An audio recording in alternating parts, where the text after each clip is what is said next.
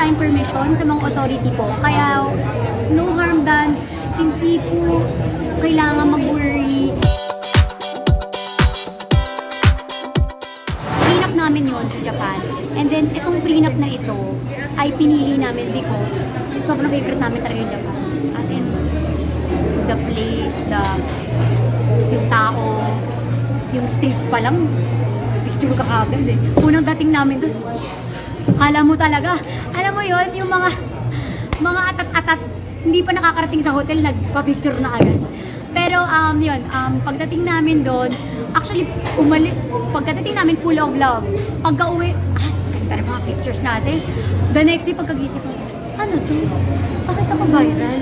Anong nangyari? So, nagulat ako. Tapos, sa pagkatingin ko, sa vending machine pala, yung vending machine.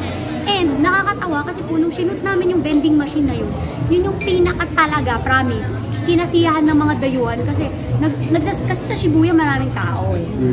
So yung mga dayuhan doon, yung mga iba't ibang lahi, nagsa-stop sa shoot namin parang, mga ganun-ganun sila. Tapos yung mga Japanese, nagtatanong kasi yung host namin doon sa Japan, half Japanese, half Filipino. So naiintindihan niyo yung mga sinasabi ng mga Japanese. Ang sabi doon ng Japanese, sino daw akong model? Wow! Siguro hindi niya nakita nga kasi yung height ko kasi nakaupo ako sa vending machine, so parang, mukha ba akong model?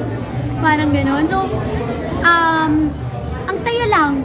Kaya nung nagulat ako nung nag-trending, ano nangyari? Pero sabi ko nga, hindi na sana aabot po na mag-explain po ako kasi ang saya ng prenup namin.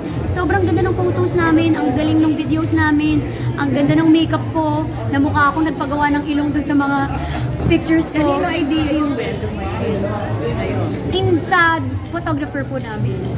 Opo. Tapos, kasi naman, ate, paano naman ako aakyat dun? Parang ang taas din nun, Bakit daw yung naisip niya yun? Wala nang kulang kasi marami ng shoots na nangyari po na gano'n. Parang hindi siya first time. Kasi may nakita rin ako, actually bago niya pinagawa yun sa akin, nakita ko na po talaga na may mga ginagawa ng gano'n. Kasi syempre, mayabang ako na gusto ko mag-prenup sa Japan. So tinignan ko rin yung mga pictures ng inspo, na mga pictures po sa Japan, kaya nakikita ko na po yun talaga. Ewan ko, parang trip talaga nila ako. Maraming salamat po dahil sakto po siya sa launching ko. Pero, mayroon po tayong permission sa mga authority po. Kaya, no harm done, hindi po kailangan mag-worry. And sa mga Pilipino and OFW, lalo na sa mga taga-Japan po, pasensya na po kayo. Pero hindi nyo po kailangan na magalit. Tama na po yan. Kasi wala pong naagrabyado or walang nagalit mismo nung nag-shoot po.